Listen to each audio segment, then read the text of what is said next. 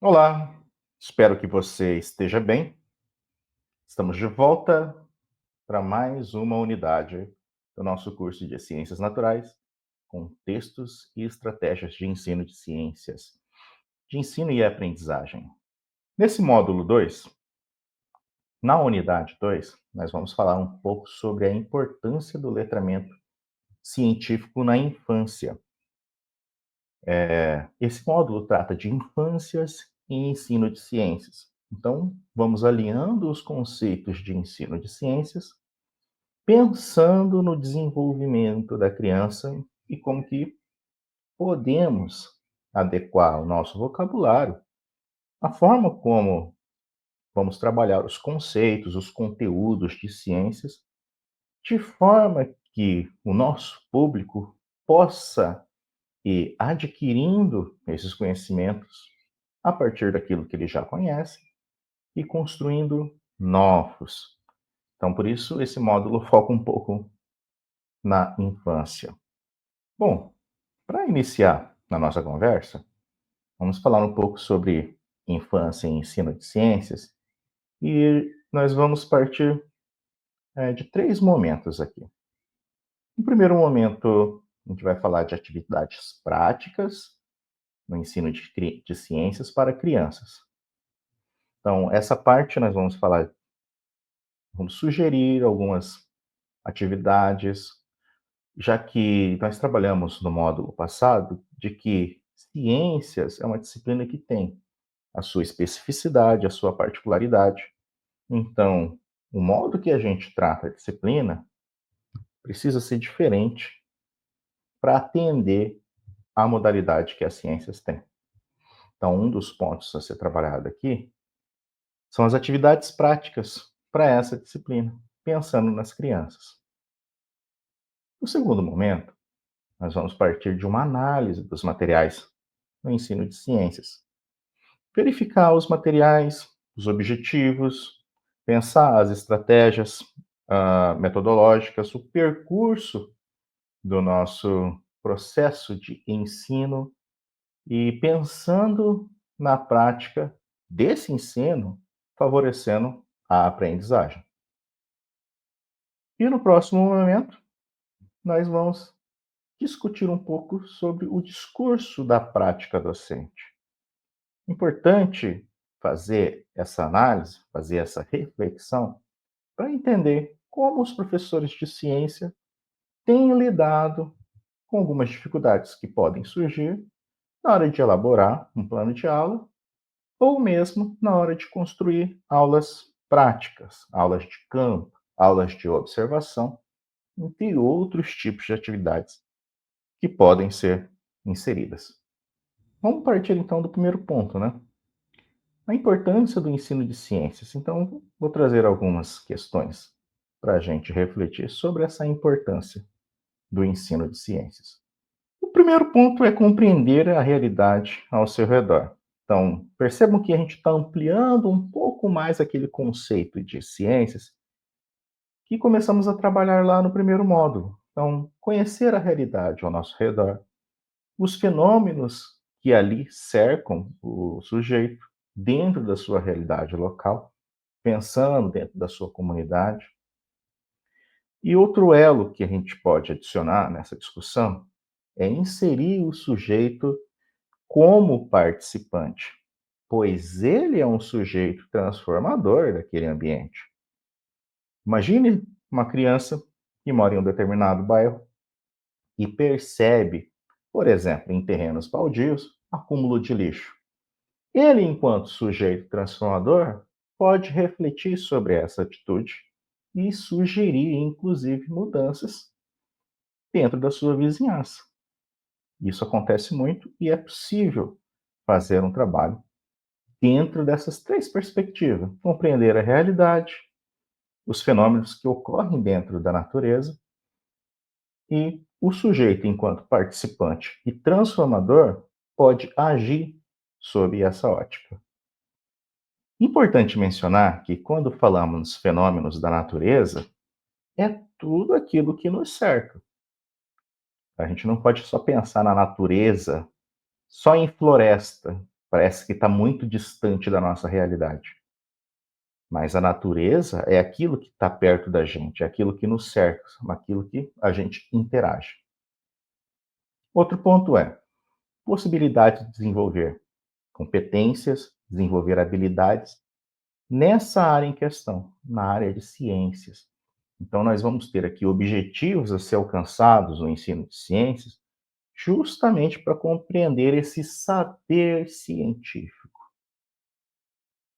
Outro ponto muito importante, né, do que por que ensinar ciências está relacionado ao auxílio na escrita, leitura e a possibilidade de ampliação do vocabulário. Quer dizer, é claro que a gente vai pensar textos adequados para aquela faixa etária. Então, aos poucos, vamos inserindo conceitos, e aos poucos, esses conceitos farão parte do repertório do nosso aluno. Bom, outros aspectos que precisamos tocar quando falamos da importância de ensinar ciência. O primeiro é indiscutível, é um direito da criança ter acesso a todo esse conhecimento científico e tecnológico que foi construído por nossa sociedade. Então, a escola tem esse dever social de fazer essa disseminação do conceito científico. Então, é direito da criança e é um dever social da escola fazer essa divulgação do conhecimento científico, inserindo qual o valor social desse conhecimento. Ou seja, como que a gente pode usar esse conhecimento dentro do nosso locus, dentro do nosso grupo. Então, esses 3 pontos são fundamentais para que a gente possa compreender o que é ciência e sua importância para o homem, sua importância para aquele que está no início do desenvolvimento do letramento científico, a criança, nosso público-alvo. Alguns aspectos aqui que a gente não pode deixar de mencionar, né? Depois de toda essa discussão, dessa troca de ideias, o aluno terá condições de fazer o quê? Ora, a partir disso, dessa construção do que é ciência, sobre o seu método, a forma como a gente observa, a forma como a gente analisa, a gente tem, os alunos podem ter condições de realizar pesquisas, indagações, levantar hipóteses, muito diferente daquele pensamento conservador de que o aluno não pode fazer perguntas, não pode se manifestar, não pode perguntar. Desenvolver pensamento crítico com argumentos sólidos, ou seja, ele não vai só emitir uma opinião, mas ele vai fazê-lo com um embasamento teórico, explicando como ele observa o fenômeno em questão. Vai começar a relacionar ciências da natureza com outras áreas do conhecimento, como aquele quadro que eu mostrei no módulo passado, em que mostra as divisões de áreas das ciências. Quer dizer, eu aprendo um letramento científico e, a partir dele, eu posso utilizar em outras áreas o método. Então, podemos relacionar o conhecimento da área de ciências da natureza com as ciências sociais, políticas, culturais e tecnológicas. Ou seja, a ideia é que a gente possa relacionar ciências da natureza com a realidade em que vivemos, né? Afinal de contas, as áreas sociais, políticas, culturais e tecnológicas estão intrinsecamente ligados com o nosso ambiente. Outros pontos que eu coloquei para a gente refletir aqui. Então, a ideia de contextualizar ciências da natureza com a realidade, né?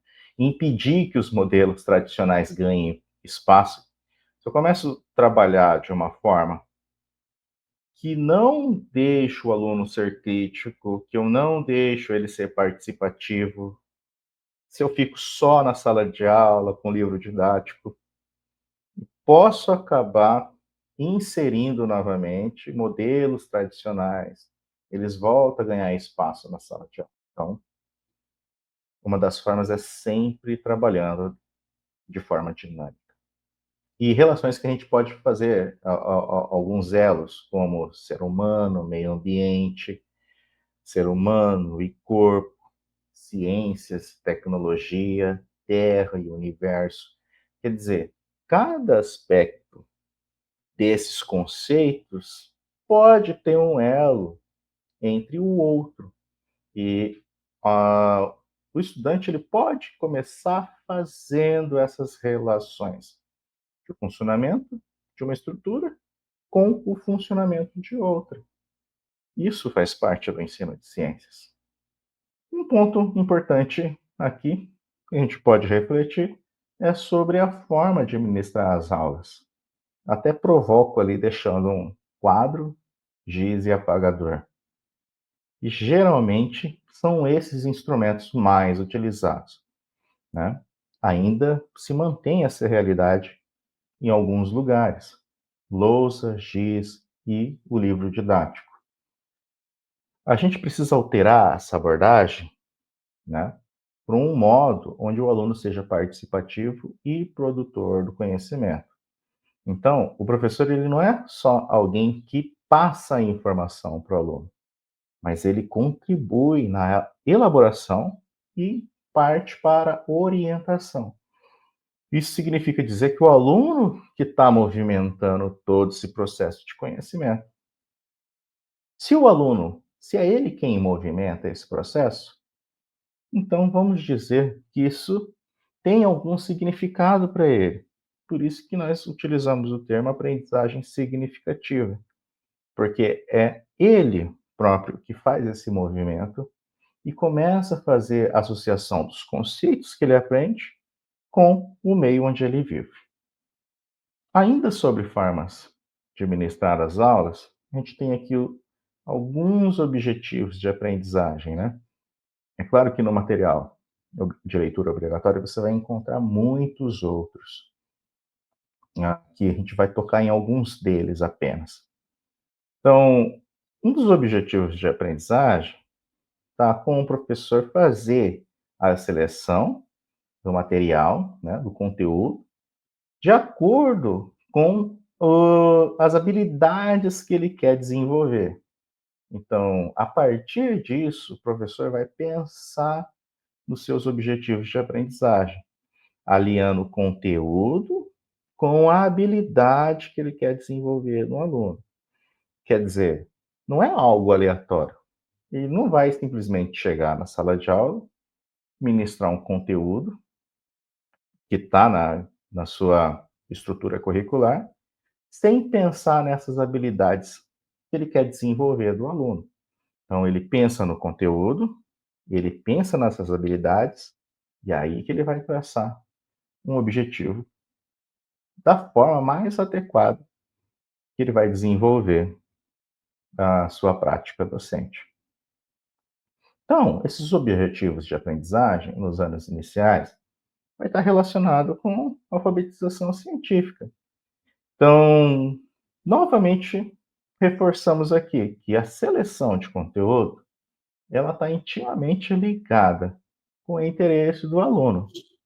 Quando falamos em seleção de conteúdo, quando a gente recebe a estrutura curricular, os conteúdos eles são temáticas gigantescas. Parece que eles são específicos, mas na verdade, quando você vai abrir o material e compreender a trama que é desenvolvida ali para determinados conceitos, vai logo a gente vai perceber que o professor vai precisar fazer uma seleção desse material. E é aí que a gente entra dentro do interesse do aluno. Quer dizer, existem tópicos que vão ser mais apropriados a ser discutidos do que outros que fogem demais da realidade dele. E ao longo da aula, nós vamos citando alguns exemplos aqui. Bom, o que isso significa então? Se o professor ele vai ministrar o conteúdo sobre plantas, o livro didático ele não é específico para cada região, certo? Então, vão ter exemplos de diversos lugares. Às vezes, não tem exemplo da região onde o aluno mora. Então, seria interessante o professor fazer um levantamento das espécies que ocorrem na região, para aí depois buscar espécimes que ocorrem em outros lugares.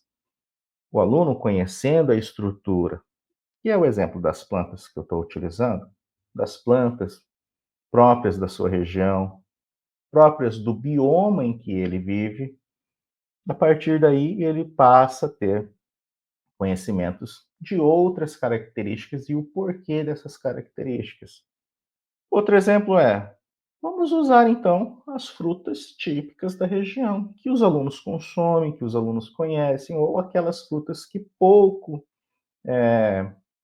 os alunos têm contato, da própria região, para depois avançar para frutas de outros lugares. Importante conhecer a origem, de onde veio e assim por diante. Outro exemplo aqui é: se for animais, priorize aqueles que estão em torno. Então, eu coloquei uma provocação aqui. Então, tem imagem de uma coruja, tem imagem aqui de dois marsupiais, né? Tem o gambá e o canguru. Eles são dois marsupiais.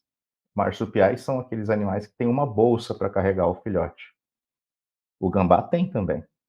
Então, um professor ele pode usar exemplos que estão dentro da sua realidade, como o dos marsupiais, né? Às vezes ele vai falar sobre esse conteúdo e ele usa um exemplo que está do outro lado do mundo, como os cangurus aqui, sendo que ele pode usar o exemplo dos gambás, que às vezes o aluno já pode até conhecer.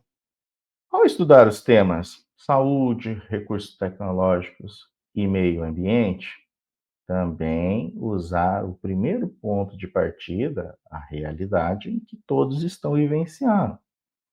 Então, qual que é a relação da saúde, recursos tecnológicos e meio ambiente no dia a dia daquele público, né? Então, pensar qual que é a importância desses temas na vida do sujeito. Então, a palavra-chave é interrelação. Interrelação dos conceitos que você estudou na sala de aula com a sua realidade local. Mas isso você pode ampliar o inter para outras áreas do conhecimento, que a gente pode usar o conceito de interdisciplinaridade. Então, usar conceitos da biologia, física, química, história, geografia, língua portuguesa, para ampliar o seu conceito. Bom, e sobre metodologia? Como que a gente pode desenvolver metodologia para desenvolver a aula no ensino de ciências? Então, nós vamos utilizar a própria base do que é ciência, de como a ciência se estrutura, para criar, ou melhor dizendo, desenvolver a metodologia nessa área. Então, primeiro ponto, problematizar a realidade local. Se a gente está falando tanto de realidade local, a gente vai primeiro observar e verificar qual a problemática que a gente pode resolver utilizando ciências dentro da localidade. A partir disso, criar hipóteses sobre os problemas que foram levantados. Então, junto com os alunos, é claro, nós vamos criando hipóteses, questões norteadoras que vão ajudar a gente a resolver esse problema. Em seguida, podemos planejar atividades experimentais ou atividades de campo, isso a depender de qual problema foi levantado. Outro ponto é analisar os resultados e depois fazer uma elaboração de uma conclusão de tudo aquilo que foi analisado. Se a gente comparar essa metodologia que pode ser desenvolvida na sala de aula, não é similar lá no início da aula, do primeiro módulo, quando a gente começou a estruturar o conceito de ciências? Pois é, a gente pode utilizar a estrutura do conceito para aplicar na sala de aula. Agora, vamos discutir e refletir um pouco sobre análise de materiais para os anos iniciais. Como estudamos? O aluno aprenderá conceitos ao mesmo tempo em que relaciona esses conceitos com o dia a dia. Isso a gente levantou em vários momentos, essa inter-relação dos conceitos e o que ele relaciona do seu dia a dia. Então, isso merece uma atenção na hora de usar os materiais, porque muitos materiais não fazem essa relação.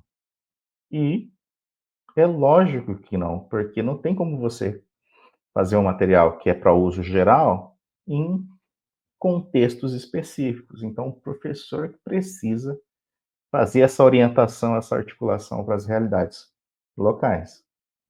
Aqui, eu coloquei alguns eixos que merecem atenção: vida e ambiente, ser humano e saúde, terra e universo, tecnologias e sociedade. Então, nesses eixos temáticos, a gente precisa fazer a relação desses eixos com a vida em sociedade. Por exemplo, aqui, vida e ambiente. Então, eu vou trabalhar a relação do homem com a natureza. Então, não posso trabalhar essas questões da sociedade só isolado e questões naturais isoladas, porque o homem faz parte de todo esse processo. Pensar na biodiversidade que compõe o ambiente que eu vivo, entender os tipos de ecossistemas e muitas vezes dentro da própria casa ou dentro do ambiente escolar a gente consegue identificar alguns pequenos ecossistemas trabalhando ali. Então, fazer essa relação desses eixos temáticos, utilizando os conceitos que estudamos, aprendemos para a nossa realidade, é um grande salto qualitativo. Sobre os reinos, trabalhar característica, classificação, questões ambientais. Para cada reino é um tipo de característica, e envolvendo essas características dentro das possibilidades do que é necessário identificar para cada uma delas. Outro exemplo é o ser humano e saúde. Então, a gente não vai só estudar função isoladamente. Por exemplo, vou estudar só a função do sistema digestório. Não, mas tem como eu fazer uma relação com a saúde e as problemáticas relacionadas a isso, quando eu não tenho o tratamento adequado do lixo, por exemplo, e outros exemplos que a gente pode inserir nessa discussão. Então, estudo o funcionamento do corpo enquanto sistema, mas eu preciso fazer um elo com a saúde, por exemplo. As partes vitais, tipo de células, características, higiene e prevenção de doenças, saneamento básico. Quer dizer, falta de higiene, e se eu não tenho saneamento básico no bairro onde a escola está inserida, certamente eu vou ter problemas nesses sistemas que fazem o corpo funcionar. Então é importante, utilizando esses eixos temáticos, que estão presentes na BNCC, que você possa fazer esse elo entre o sistema e sua vida em sociedade. Terra e universo é um outro exemplo. É claro que tem muitas coisas que é possível discutir aqui, mas a gente vai discutindo aos poucos, né?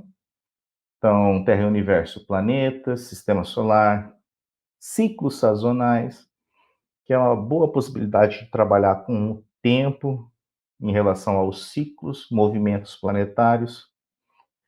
Quando eu trabalho com tecnologia e sociedade, posso pensar nas aplicações tecnológicas que são utilizadas na sala de aula, como é utilizada agora nessa aula, né, mediada por um sistema computacional. Transformação da matéria, como que isso acontece, o que é transformação da matéria, de que área que a gente está falando. Exemplos simples como combustão, eletricidade, que fazem parte de aplicação tecnológica. Também podemos pensar, inserir o pensamento computacional na resolução de problemas, fazer a divisão dos problemas para poder solucioná-los. Uma das características é a utilização de inteligência artificial, que hoje os alunos usam bastante, né? Inclusive para fazer trabalho. Talvez é um tema de debate que o professor precisa inserir dentro da sua sala de aula. Se a gente for fazer uma comparação, né, do método tradicional, conteúdos eles são só transmitidos, não tem uma reflexão, né? São decorados. E aí ele fica isolado da realidade, não tem essa convergência. Hoje, o que a gente pode fazer? A gente pode trazer essas práticas para subverter essa lógica. Então, pensando em experiências educativas, de um lado, trazer a experiência docente e do outro lado, a experiência discente, a experiência do aluno. Então, como que a gente pode fazer isso? Coloquei alguns critérios aqui. Flexibilidade, ajustar o conteúdo, como a gente mencionou anteriormente, né? Então, você está vendo que o livro didático está falando de outra localidade, tudo bem, você vai falar daquilo, mas antes traga para a sua realidade. E aí a significação, relacionar isso à experiência do aluno. E elaboração pessoal, a possibilidade do aluno compreender e aplicar esse conceito para outras coisas. Então, esses são os critérios de seleção, quando o professor vai fazer esse recorte para a sua aula. Outros dois critérios, utilidade e viabilidade. Aquele conteúdo, como é aplicado no dia a dia, né? Como que a gente vai avaliar o tempo e os recursos daquele conteúdo? Então, o professor precisa fazer um recorte, porque dependendo do tema, não dá para trabalhar todo o conteúdo. Não vai dar tempo, vai o semestre todo, vai o bimestre todo. Então, precisa organizar o tempo também. Muitas vezes, se você ficar restrito a um manual didático, ao livro didático, você corre o risco de voltar para o método tradicional. Você vai sempre trabalhar com um conteúdo que é linear, sem fazer ligações com outras áreas, principalmente com a realidade. E é provavelmente que você vai trabalhar com memorização, e o seu conteúdo não vai ter flexibilidade, não vai ter área para debate. Então, o guia didático, o livro, ele é um dos materiais que você vai utilizar, e não ele de forma isolada. Você mesmo pode criar um material dentro da sua sala de aula, junto com os alunos, um glossário, justamente porque essa disciplina vai ter conceitos que eles nunca ouviram. E aí você vai em conjunto com eles, construindo um glossário para que eles vão ampliando o vocabulário e assimilando os conceitos. Além de ter caderno de exercícios, além de ter guia do professor e também guias de experimento ou aulas de campo. São todos materiais que podem compor o rol de conteúdos que o professor pode utilizar. Então, a gente pode, o professor muitas vezes se pergunta, né? Por que ensinar, né? Esses são os desafios da área docente. Como que ele vai fazer esse recorte? Como que o aluno aprende? Então, o professor vai fazer esse recorte de acordo com aqueles critérios que a gente discutiu nos slides anteriores, vai trazer o conhecimento técnico, vai pensar nas teorias de aprendizagem, vai trazer sua experiência, suas vivências e as vivências dos alunos também. Assim, o professor vai ter uma prática muito mais diversificada. A aula expositiva, ela pode acontecer, ela é muito recorrente ainda, mas você vai aliar isso com outros elementos, outras linguagens. Debate, leitura em grupo, aula de campo. Aula de campo pode ser na própria escola mesmo. Saindo da sala de aula, você já consegue ver a dimensão dentro do ensino de ciências. Registro fotográfico, entre outras atividades que você pode trabalhar. Então, recapitulando para fechar a ideia dessa unidade, as atividades práticas no ensino de ciências precisam ser pensadas dentro da realidade do aluno, para que a gente possa alcançar esse conhecimento que ele já traz de casa e transformar em conhecimento científico. Os materiais didáticos a gente precisa analisar com calma, para ver a coerência e a pertinência dele na utilização, e evitar que o seu discurso enquanto docente remeta ainda a uma prática que a gente está tentando superar há algumas décadas. No mais é isso, essas são nossas referências. Desejo a você um bom estudo e até mais.